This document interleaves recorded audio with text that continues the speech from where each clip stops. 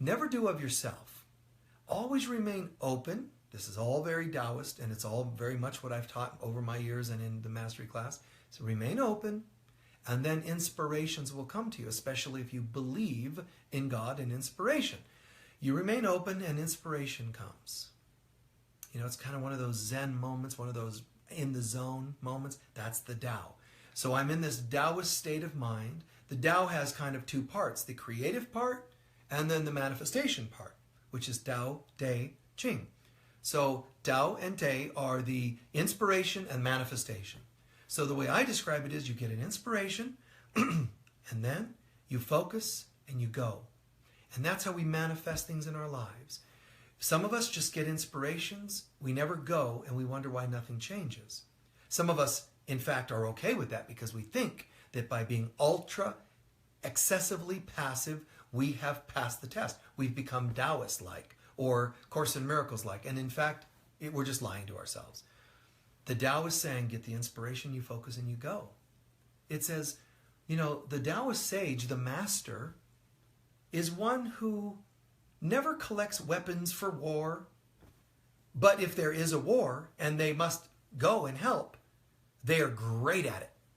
You see, they know how to sling the sword, they know how to move. And some of us go, oh wait, I like the first half of that, the being, but I don't like the doing part, because we have such issues with masculine energy. We want to sit in the passivity of waiting for inspiration, but then when there's call to action, we don't want to do anything about it. Other than when we finally do things, we go way overboard. And then we turn people off because we're being annoying, we're talking too loud, we're being too excessive and hurtful. So the Tao is saying how to do without harming, how to know, never gather weapons for war, but if there is a war, go, do it. Not literally, it's saying action of any kind.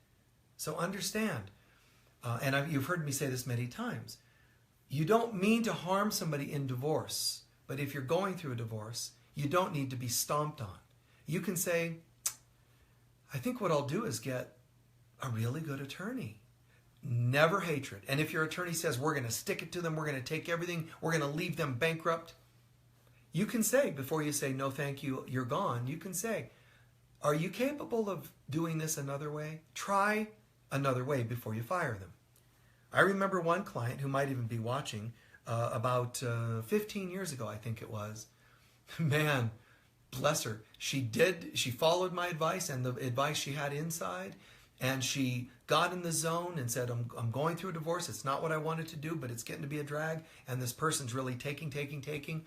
This person, man, they went and called and had consultations with like the 3 best attorneys in the city they lived in. And then picked one. But one reason they went to the 3 best was that as soon as their husband tried to go get the best attorney in the town, it was a conflict of interest. And that he couldn't get the best under hire. It was incredible. Genius. But she didn't do it to harm. She did it because what you do well. I can't tell you, it's at least 9 out of 10 friends, clients, students that go through things like that end up on the short end of everything. And they're usually heartbroken. One in every many rather, says, I'm actually okay with it. But generally they come out on the short end, and it's because of this thing that humans have about, if I become spiritual, it means I'm supposed to be weak and get stomped on. It's all a lie, and usually it was taught to you by those who are the opposite, who like stomping on people. They're the people who bred you to be passive so that they can stomp on you. So you go, well, wait, if I remember correctly, the right thing to do is passive. That was never God. That was never Krishna. That was never the Tao. That was never the arts, the true, the arts of mastery telling you that. If you knew mastery, you would know. Whatever I do, I'm going to do well. I'm going to do it with love, but I'm going to do well. You see? And that whatever the case may be. And that includes boundaries. So briefly, let me segue into that. And I promise I'll wrap it up as quickly as I can. Boundaries. I've talked about that in some of the other talks, so just check those out. But one thing I want to add today, if ever a person says to you, can you help me with something? And you're not sure if you should, or maybe you think, oh, I will. One thing to watch out for are the people who tend to say, can you help me with something? Well, what's going on? Well, I need to pay rent and it was due yesterday. I'll be homeless in an hour if you do not help me right now. Write me a check, hand me cash. As soon as they put you in a place of urgency for something that they got themselves into, that is a form of, it's kind of like a negative hypnosis. It is a form of hooking. They're actually trying to manipulate your mind, not on purpose necessarily, although sometimes it is. This is what unhealthy people with personality disorders will do to you. It's what a narcissist would do to you. It's what a codependent will do to you. But why are they picking you? Why are you the one that they go to with the crisis all the time? Children often do this if they can get away with it. So it's not always bad people. It's even children will try it. But if you have healthy boundaries, they'll know. Well, if I go to dad or mom or whomever it may be, I know what they're going to say. They're going to say, sure, if you want to do some extra chores around the house, I'll give you that extra few dollars. And the kid's like, I didn't want to do the work. I was hoping to pressure mom into feeling guilty to hand me the money. So that's when you really catch them at their game. But addicts do this a lot. Addicts will do this because they live in crisis. They live in a state of not being in their center. That's the sort of a definition of addiction. I'm not in my center. I'm always reaching out for something, and I need it desperately. So they're often out selling, hawking something so they can get some money to pay for their drug of choice or whatever. And I'm not picking on addicts. I'm saying all human beings have this tendency to some degree or another. I'm just saying kids will try it. Addicts do it a lot. Codependents will definitely do it. People with personality disorders. I'm speaking not to them, but to you.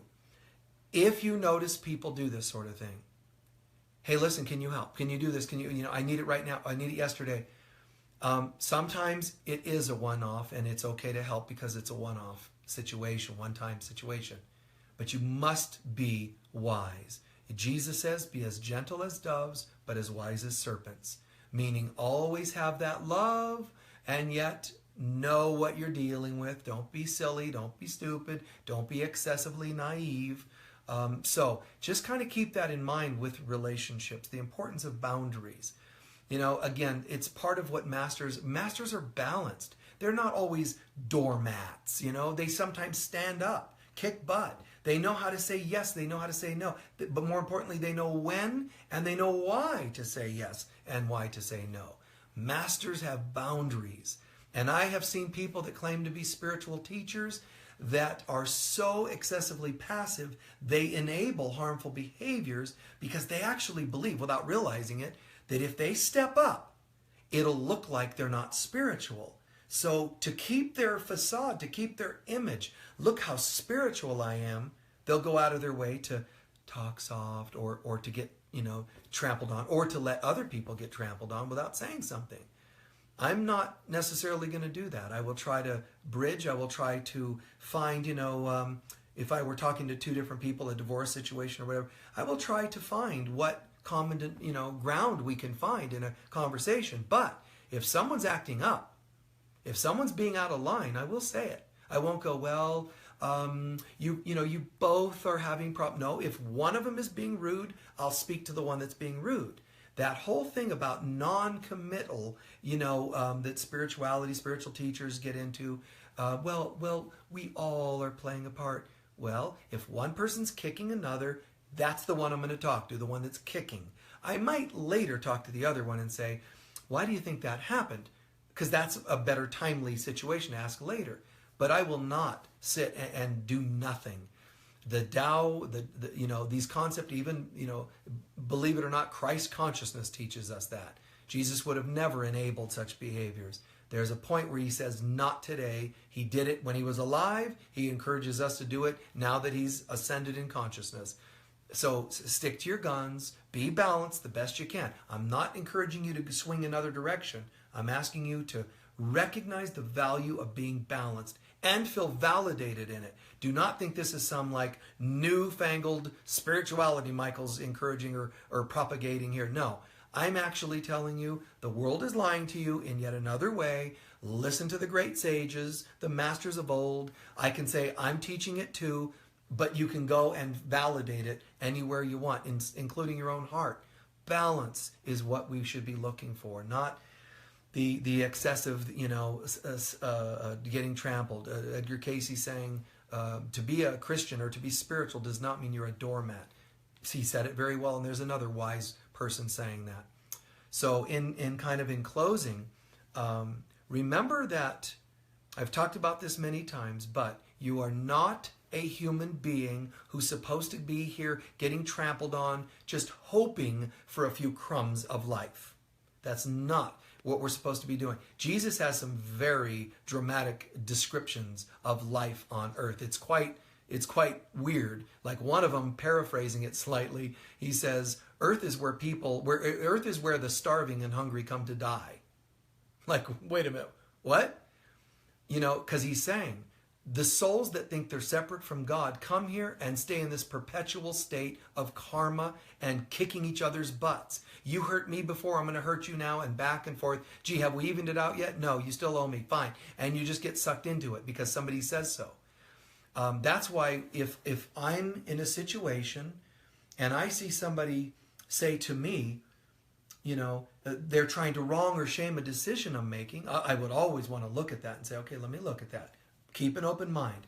But when you know what you know, when you know that when you know that this represents balance, when you know you're getting a divorce but you're not trying to harm somebody, they can complain, you're hurting me. How could you say you're spiritual if you're hurting me? Because my intentions are not to hurt you. My intention is to create peace for both of us that we could not seem to figure out how to manifest while married. So I'm actually still committed to you and me finding peace. See, find the positive way, the positive angle. Do you think they're going to like that? No, they will not. They'll just find another angle to try to crush you for knowing what you know. But just don't buy it. Know what you know. And if you can't get it across to people, shake the dust off your feet, walk away. That's a metaphor Jesus gave. It means don't even keep the residue of that conversation on yourself. Brush it off and walk. Stay clean, stay clear, stay in who you really are. Remember, Jesus himself taught, you are gods and goddesses. What an incredible statement in the scriptures. You are. And he says, the Old Testament he's even referencing, didn't the scriptures tell you already? And so therefore I'm validating. He's saying, you are gods and goddesses. So knock it off. Step up. Because the Pharisees were like, we're not allowed to be too spiritual, or we're not allowed to think of ourselves as connected to God. Well, Jesus said, BS. You are gods and goddesses. You have the right to step. If you step in God's light, you are a god goddess, because now you're a co-creator. That's why my online course that we did months ago is about co-creating, because it's all about the humility of saying, here I am, God. Michael Mirdad does not teach like some of those teachers about you can become and you can do it and you can be a millionaire and you can create this and you... all that's just vain anyway. It's all just ego. As soon as we start talking about stuff being the priority, it means we're out of our minds. Literally and figuratively. We're out of our divine minds. We're now egotists. And I'm not interested in doing that. So, I love it, man. The humility of with God. Go with God. Adios means, with God. So when you go, adios doesn't mean adios, partner. It means go with God. Like, what an amazing way to say hello or goodbye, to greet with divinity, namaste or adios or something that says, man, oh, you're leaving now? Go with God. How profound is that? But it also means do everything you do with God. So that's a big part of what I teach. Do everything with God, and in so doing, you are starting to then awaken the inner Christ. And as you awaken the inner Christ, you won't walk around acting like a Jesus with a white robe and whatever. What you do is you start manifesting the master. So God first, awakening the Christ, but you start living it. As you awaken the Christ, it's not supposed to be philosophical. You're supposed to live it. But what does that look like? What it looks like is God's goddesses, but that's too abstract for some people, so I call it mastery. You learn to live in balance. You learn to make love a priority. You learn to, when it's time to relax, oh, I think I'll meditate today. And then someone has fallen. You get up and go help. You don't go, well, I would, but I'm just being, because you're a hypocrite when you do that, and you will pay the price for that in some way. So get up and help. One time at Unity of Sedona, I'm sharing this story as much as it might be gross and graphic to some. It just blew my mind. Here I was at the podium and I was teaching. Didn't really know what was going on because I'm teaching and we're interacting and doing things. But there was this moment where this senior, really older man ended up having an accident with his bowels. And he, a couple people were with him, so they knew it was happening, and it didn't become apparent to everybody else. But they walked him into the bathroom, and it was one of our chaplains that said, I'll take care of it. He went in there and cleaned up a grown man's mess. Again, if it's too weird or graphic for you, I understand. Then go watch something more lightweight somewhere. But all I can tell you is that is impressive to me. I mean, that's God, man. That's what you're supposed to be doing. And I didn't out the guy and say, oh, congratulations, because he might not have wanted that to be known. But I did say it in a chaplain meeting, how impressed I was. See, now this guy may or may not ever hear this feed here, but I'm telling you, because his action is still affecting people today, because I just told you that story, and that's going to make you go, wow, I remember I did that. So you should be not prideful, but you should be proud. You should be happy that you ever stepped up and did the right thing in any given moment. It's just so beautiful. It's totally lacking on this planet, but it's the right thing, and it's a beautiful thing. Right things are not just put before you for you to go, well, I bet that's the right thing for someone to do. It's for us to consider doing ourselves. Step in and be part, man. And I just think it's beautiful. So if somebody's, if someone were in conflict, I might have to go and step in there and say, how can I help? I've a couple times broken up fights that I saw happening. And when I did, none of them got hurt. I didn't get hurt. And it was kind of cool. And they don't know who I was, and they probably don't even care. They just didn't end up in a fight. Although they started a fight and started throwing blows, they don't know that they need to be in a state of gratitude. They don't know that they might have hurt somebody permanently or killed them and that they should be grateful. They're just probably thinking, probably don't even remember the event. But it's still the right thing to do. We don't do the right thing for credit. We do the right thing because it's the right thing. So please remember, you are gods and goddesses. We are gods and goddesses. We should act like it to the best of our ability. Gods and goddesses are not to be held up where we say, we are not pleased. That's the arrogance of royalty who thinks that they're, gods and goddesses.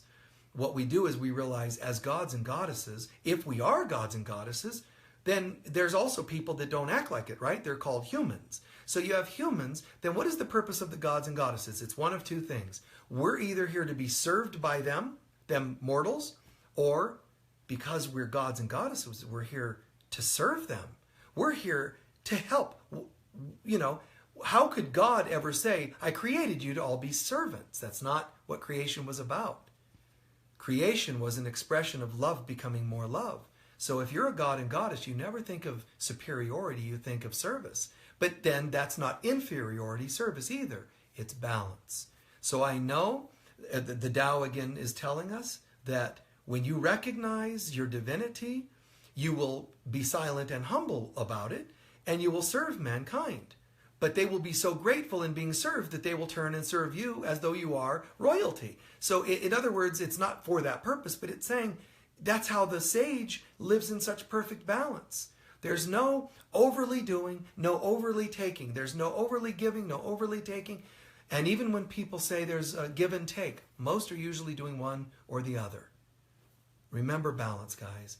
Give and take, and I don't even call it that. I call it sharing. One word. I don't pray and meditate. I commune, which is to pray and meditate at the same time. I blend the two. That's called synthesis. And in the Far East, they say synthesis is the highest form of learning.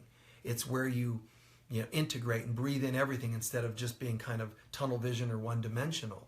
So just recognize how I am an awakening God goddess. You can believe in fairies and elementals and realize I'm like a goddess. I'm like Oberon and Titania. I'm part of the kingdom of elementals. And then when it comes to angels, I'm an angel on earth, and I feel great to be an angel on earth. And when I need some help, the archangels would even serve me because they know to serve is to be an angel. They're messengers of God and assistants. They're here to help, and so are we. So we start to recognize in all that we do, and I'm a speaker at Unity of Sedona. I teach there and all that.